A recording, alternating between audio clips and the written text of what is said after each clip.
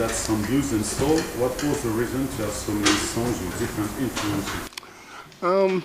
So we're talking about the Luther's Blues. So it was actually an interesting thing because it was 30 years of Riff Records, which my dad basically started the label.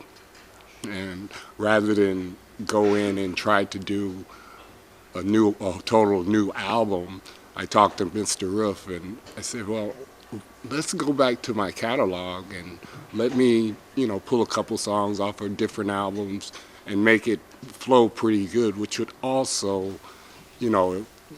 be perfect for the tour. So it's kind of hard because I've recorded much more of my dad's music, but I think I put a nice balance that kind of shows my maturity and, the different generation change, as well as me putting my own stamp on my father's music. So it really worked out perfectly for the tour.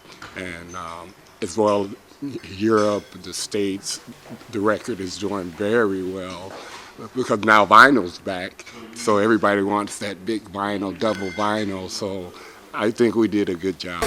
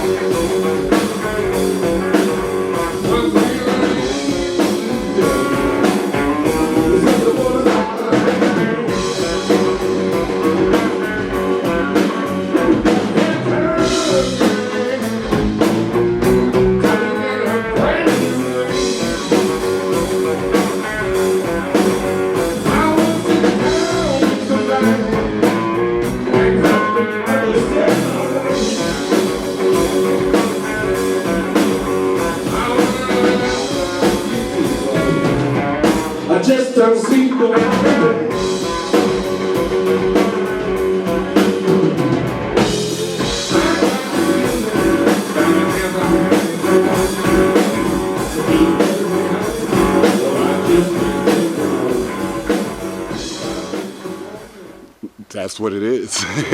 It's all his music. He wrote all those music over the years, and I always go back to his not so popular albums and look for the songs that were kind of overlooked, and that's how I decide, which songs to choose to perform of my dad. Did you modify any of them? Or just... We just did a remix and a remaster, and it all shockingly fell into place because with technology from my first album to the last, technology has changed. And one particular album I did was Chills and Thrills, and it's very hard to match that sound. And when I said at the time, I said, we're going to have a problem, it's going to be this song. It's going to be too off balance. And when I heard it back, once they remixed and mastered, I was like, oh, wow, it works perfectly. So good job.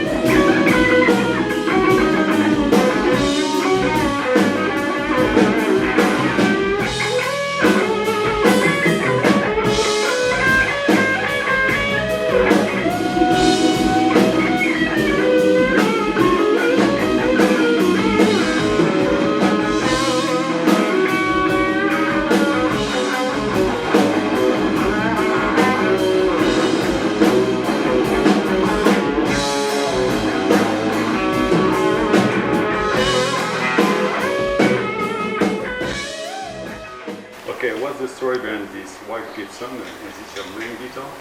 Well, you know, for years, all the years I lived in Paris, I was endorsed by Blade Guitars. And, you know, if anyone's seen me or known me, I used to play my custom called the Milky Way. But once I moved back to the States, I wanted to change my sound a little bit. So I believe my last 5 albums, I've been using Les Pauls and SGs for slide guitar. But it's perfect for me because I can still get the tones of a Strat or a Tele if I want it. And it's light. It's very light compared to a gold top. So it's comfortable being that we play so many shows and we're on stage for quite a long time. It's perfect weight for me. You never understood to make my words go on.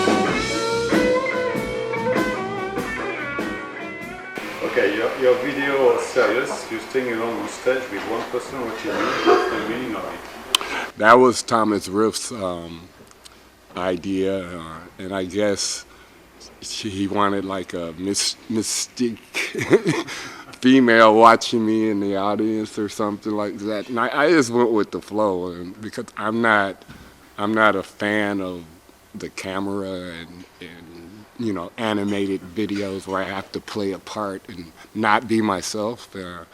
So I actually refused the full video graphic and all this and said, no, I'm more comfortable, just put me on a stage, turn the lights down, make me feel like I'm on stage. And Wasn't it good to find a place like this? well, actually, it's right down the street from Thomas Riff's office, and it's a really nice auditorium where they do some concerts now and then, and I believe he's shot some more videos in the room. And to my knowledge, he's trying to purchase that venue to turn it into a recording studio / live video, live concert hall. So that would be like our new home in Lindenberg, Germany.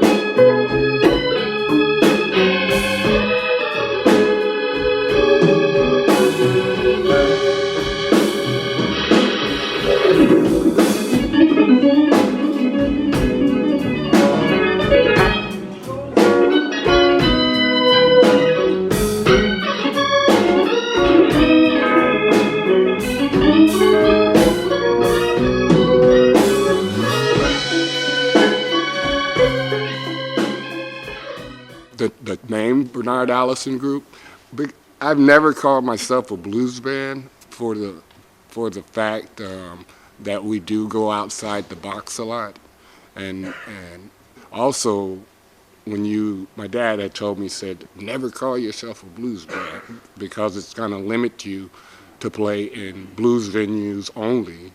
So I said, no, we're the Bernard Allison Group, and just keep it honest. Everything we play is blues rooted, so we can play a little funk, play a little rock, and still. Come on, all the secrets.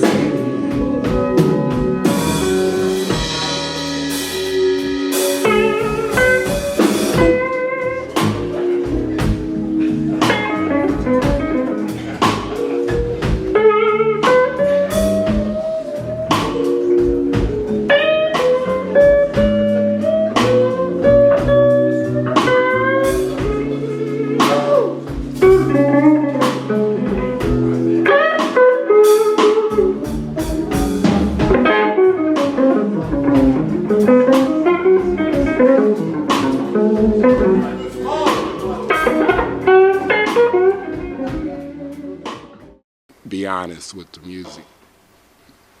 Do you still have the same musician with you? Yes, my bass player, George Moyer's been with me going on 16 years. Got a new drummer. He's going on 2 years, Mad Max. Eric Roberts, a year and a half on keyboards. But pretty well known for holding on, keeping a consistent band, you know. So your music has many influences. What inspired you to compose and write? When I was a youngster, you know, at the beginning I learned how to play, first of all, just listening to my dad's music, his collection of music, and just learning everything by ear, picking it out by ear. But being the baby of 9, all my older sisters and brothers had different tastes in music. So we had gospel, we had funk, we had rock, we had R&B, and my dad said, rather than just stick to the blues, play what you know, play what was played in the household, and don't stick to the one genre. Yeah, everything's rooted blues, but you utilize that, and that'll be your advantage point. So.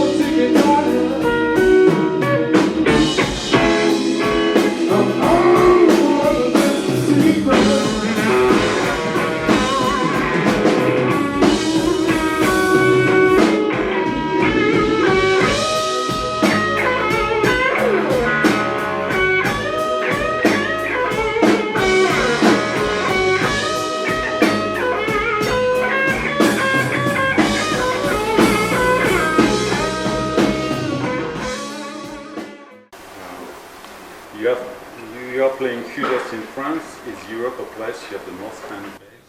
Yeah, pretty much. We're in Europe more than half the year. We only play festivals in the USA during the summer period.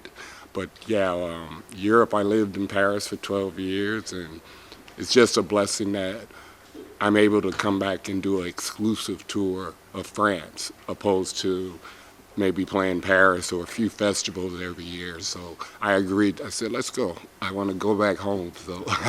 Okay. Okay. With all the albums you have made and all the musicians you have played with, what's your biggest memory?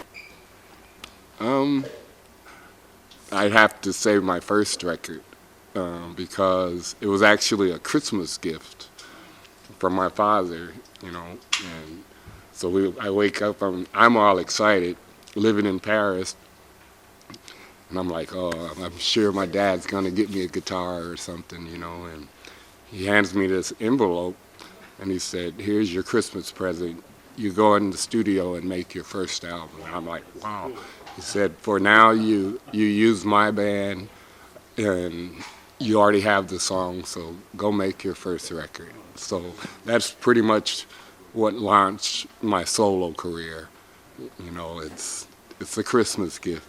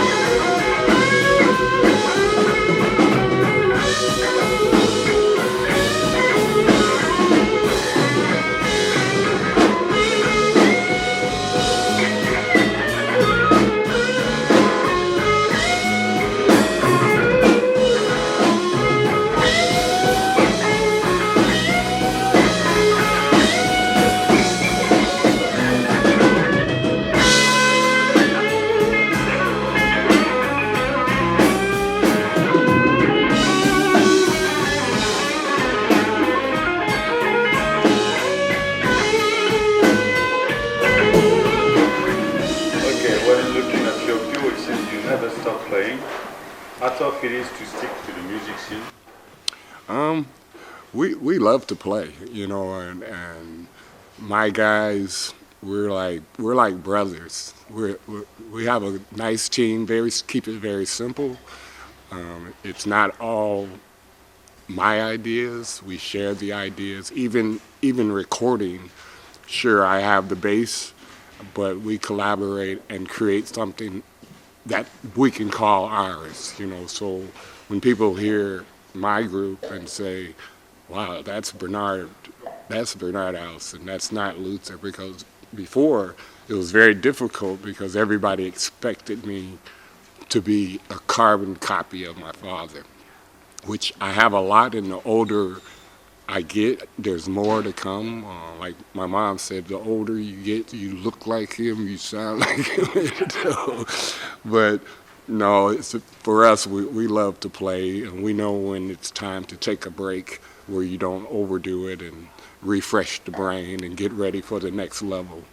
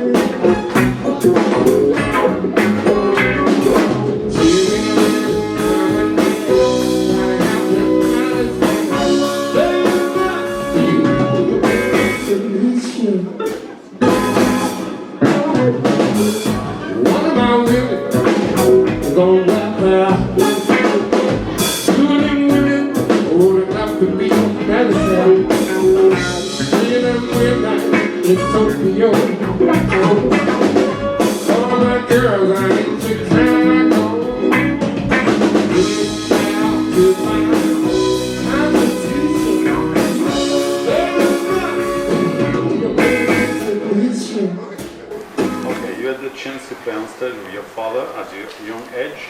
Would you do the same with one of your students or a son? Yeah, if I had one that played, most likely. My daughter, she started playing saxophone, but she didn't want to do it, you know. But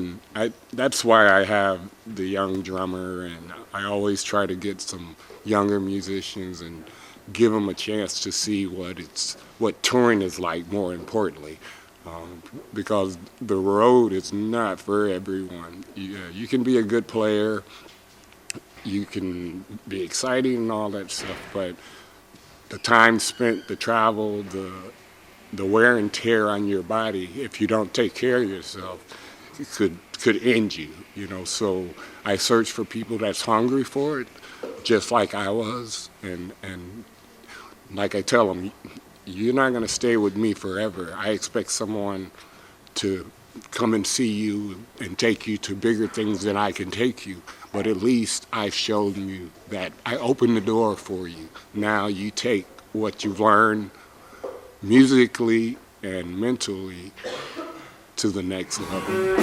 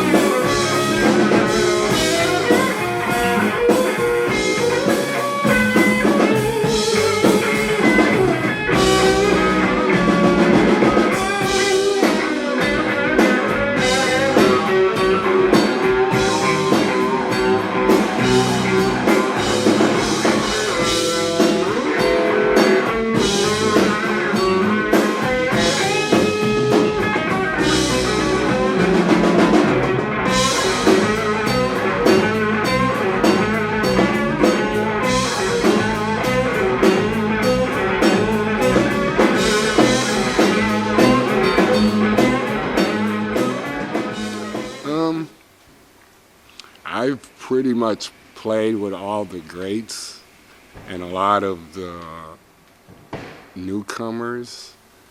So I always said I'd love to play with Clapton one day. But my father had the chance, so if I don't get the chance, at least he had the chance to do it. Right now, it's not too many I haven't played with.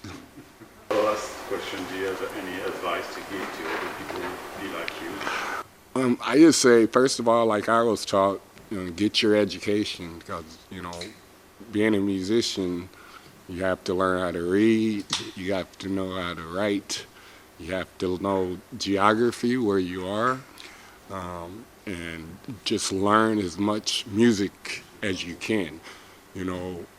It could be blues, it could be rock, but learn all these other genres. Then you create what I've done. Is I mix it all. I followed the lead of my father and used what I grew up with. So we have a taste of everything, and just show the people that, yeah, the blues can be played this way or that way. But I just say that education is the most important thing you can do. You can be a killer player, but if you can't read or you don't know where you're going, you're going to have a problem, So just, get that education, and just when you got time to study your education, then you make time to study your music. And it's an equal balance, and that's exactly how I did it. It worked for me, and normally it will work for anyone. Yeah. Well, thank you, Bernard. No, thank you. Merci. Yeah.